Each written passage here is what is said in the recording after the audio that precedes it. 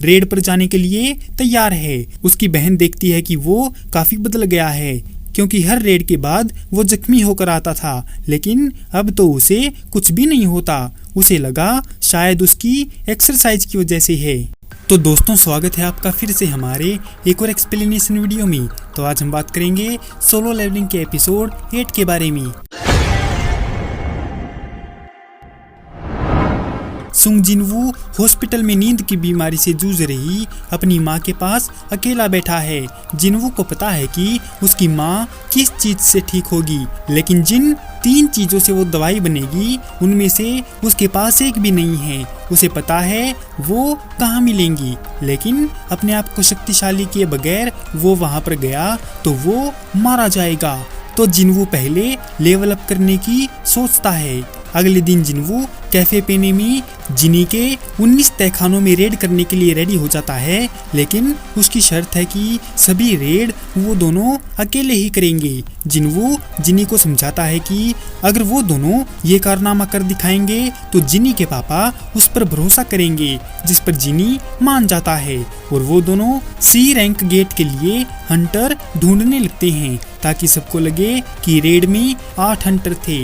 Track field में running के बाद चाहे इनको लगता है कि उसके ब्रेक के दौरान एक आदमी उसे देख रहा है। चाहे इनके बाहर बुलाने के बाद वो आदमी उसके पास आता है और खुद को यूजिन कंस्ट्रक्शन का मेंबर यूबी ओमगिल बताता है और उसे अपना बिजनेस कार्ड देता है। वे कंपनी के प्लान के बारे में बात करते हैं कि यूजिन गिल्ड खड़ी करके वो लोग गिल्ड मास्टर के लिए उसको रखना चाहते हैं। जिनी एक कार में अपने पापा के साथ जा रहा है। उसके पापा ने बताया कि जब से गेट सामने आए हैं दुनिया पूरी तरह से बदल चुकी है।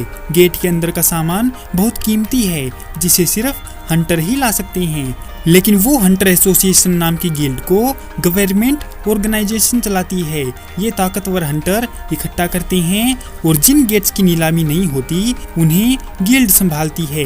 गेट से मिले सामान से ये बहुत मालामाल हो गए हैं। देश की टॉप 5 गिल्ड गेट में मिले सामान का प्रॉफिट आपस में बांट लेते हैं और मुझसे ये सब नहीं देखा जाता, तो इसीलिए मैं भी अपनी एक यूजिन गिल्ड बनाऊंगा। जिन्नी को लगा कि अगर एस रैंक हंटर उसके भाई का पार्टनर बनेगा तो इसमें खतरा है, लेकिन उसे क्या करना है, वो तो चिल मारेगा। अपने डेली मिशन पूरे करने के बाद जिनवू को पता चलता है कि उसे पहले की तरह एक्स्ट्रा पॉइंट नहीं मिल रहे हैं और ना ही उसे रैंडम लूट बॉक्स में डीमन कैसल की चाबी जैसा कुछ मिलेगा।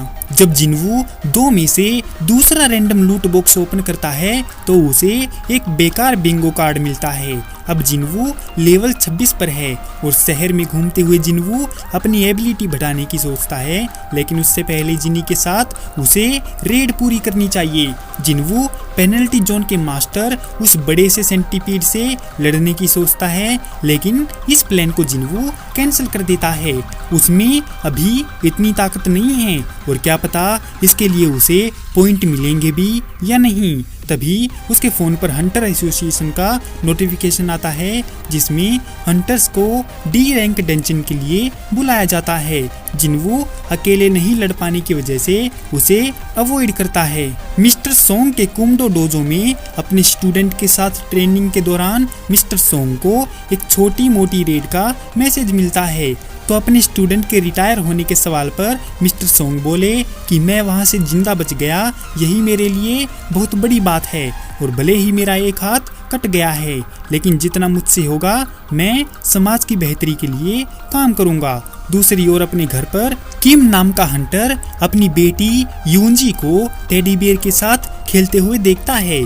ये वही हंटर है जिसकी तलवार को जिनवू ने इस्तेमाल किया था। किम अपनी वाइफ से एक रेड पर जाने की बात कहता है, लेकिन किम की वाइफ उसकी चिंता करते हुए बोली कि उसे कोई दूसरा काम ढूंढ लेना चाहिए, जिस पर किम के पास कोई चारा नहीं था, खासकर डबल डंजन के भयानक इंसिडेंट के बाद, जिस पर किम के पास कोई चारा नहीं था तो वो मना कर देता है और अपनी बेटी को प्यार करते हुए बोला कि उनकी बेटी यूंजी किंडरगार्टन शुरू कर रही है, जबकि उनकी बड़ी बेटी यूनहा मिडिल स्कूल शुरू करने वाली है।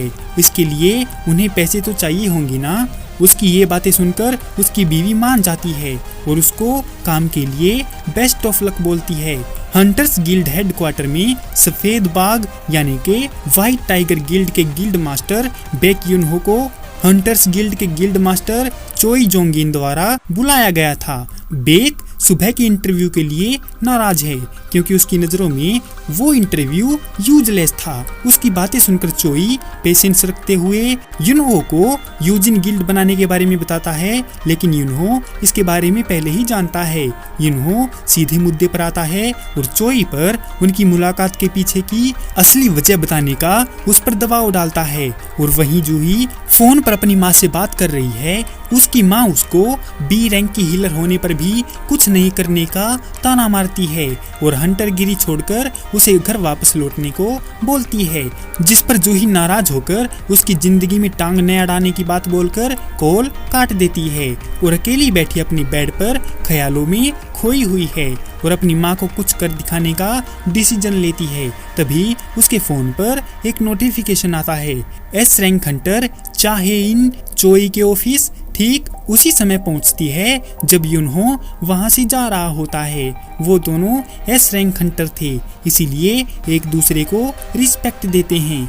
अंदर जाकर चाहे इन चोई को बताती है कि यूजिन कंस्ट्रक्शन ने उसे अपना गिल्ड मास्टर बनाने का ऑफर दिया था, जिसे उसने रिजेक्ट कर दिया। चोही राहत की सांस लेकर उसको इस बात की इन्फॉर्मेशन देने के लिए शुक्रिया बोलता है, जिस पर चाहे इन युनहो के आने का रीजन और उनके बीच क्या बातें हुई इसके बारे में पूछती है। बाद में युनहो ड्रिंक पीते हुए चोई के साथ दोपहर की बातचीत को फिर से याद करता है जब चोई ने जेजू आइलैंड के बारे में पूछा था। चोई बताता है कि उस नाकाम रेड के बाद उस आइलैंड को सील कर दिया गया था और अगर साल भर में वहाँ कोई बदलाव आता है तो लोगों को बता दिया जाता है, लेकिन लोग अब भी उस आइलैंड को भूले नहीं हैं। चोई बताता है कि पिछले कुछ टाइम में जितने भी गेट आए हैं उनके लिए मुझे चाहे कितना भी अप्रिशिएट किया जाए, लेकिन वहाँ जो भी हुआ मैं उसे कभी नहीं भूल सकता, चाहे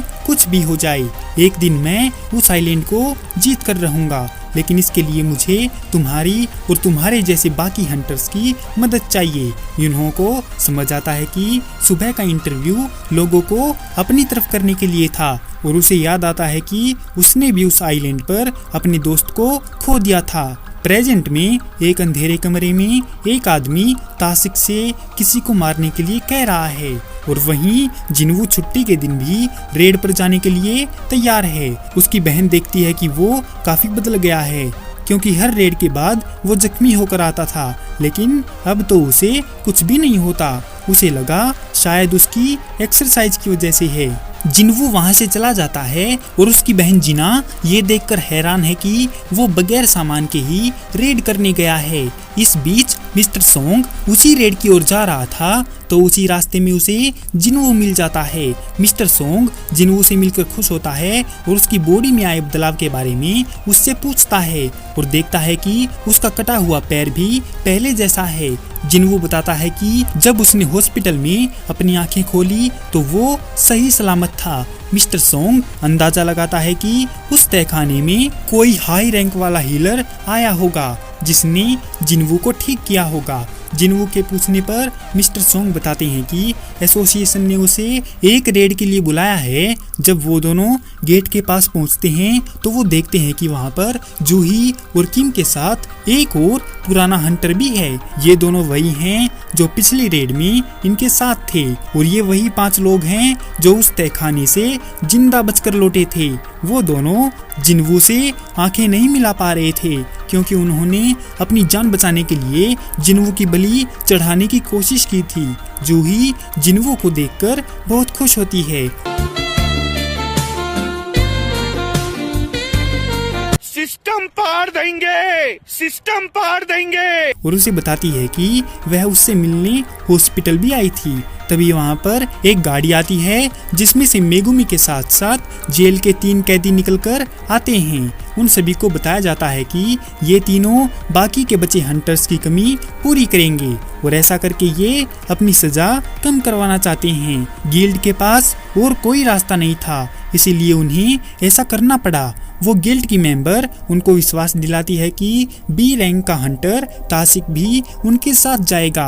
अगर उन्होंने कुछ गड़बड़ की तो ये उनको संभाल लेगा। लेकिन जिन्वू को कुछ गड़बड़ लगती है तो वो जूही को बाहर रुकने के लिए बोलता है, जिस पर जूही उसकी फिक्र करते हुए उसके बारे में पूछती है तो जिन्वू अंदर जाने के लिए बोलता है तो जूही भी अंदर चलने के लिए कहती है। वहीं तासिक कैदियों को कुछ गड़बड़ ना करने की धमकी देता है और उनके पास आकर उनकी फिक्र छोड़ने को बोलता है। मिस्टर सोंग जिन्वू से इस टीम को लीड करने की बात कहता है, जिस पर जिन्वू मान जाता है। तो मिस्टर सोंग झुककर जिन्वू से माफी मांगते हैं कि उन्होंने उसको वहां पर अकेला मरने के लिए छोड़ दिया था, जबकि 6 लोग उसी की वजह से बचे थे। जाने से पहले तासिक को जिन्वू पर कुछ शक होता है। फिर वो लोग अपनी मीटिंग खत्म करके अंदर जाने के लिए रेडी हो जाते हैं। इसी के साथ ये एपिसोड यहीं पर खत्म हो जाता है। तो दोस्तों कैसी लगी आपको सोलो लेवलिंग के एपिसोड 8 की ये एक्सप्लेनेशन वीडियो? अगर आपको ये वीडियो पसंद आई हो तो इस वीडियो को लाइक और हमारे चैनल को सब्सक्राइब जरूर करें। आपका हमारी वीडियो देखने के लिए बहुत बहुत धन्यवाद और शुक्रिया।